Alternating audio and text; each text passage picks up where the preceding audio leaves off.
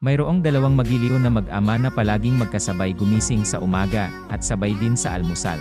Hanggang isang araw ay nakatanggap ng sulat ang ama na galing sa trabaho, at nakasaad doon na kailangan niyang mag-report sa trabaho. Agad siyang kumuha ng diaryo, at nagbasa patungkol sa nangyayaring kaguluhan doon sa lugar na kanyang pupuntahan. Sa sumunod na araw ay agad siyang umalis ng bahay, para magpunta sa trabaho nang hindi pinaalam sa kanyang anak ang kanyang pag-alis.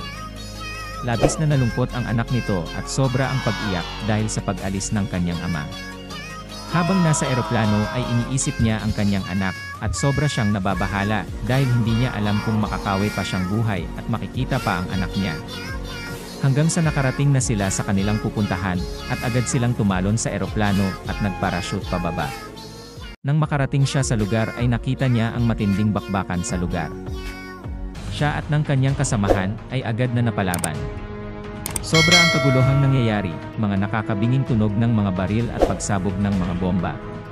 Kahit hanggang sa pagtulog niya sa gabi ay tuloy pa rin ang ingay ng mga baril at pagsabog ng mga bomba. Pagsapit ng umaga ay agad siyang sumabak sa engkwentro, hanggang sa hindi inaasahan ay natamaan siya at nawalan ng malay.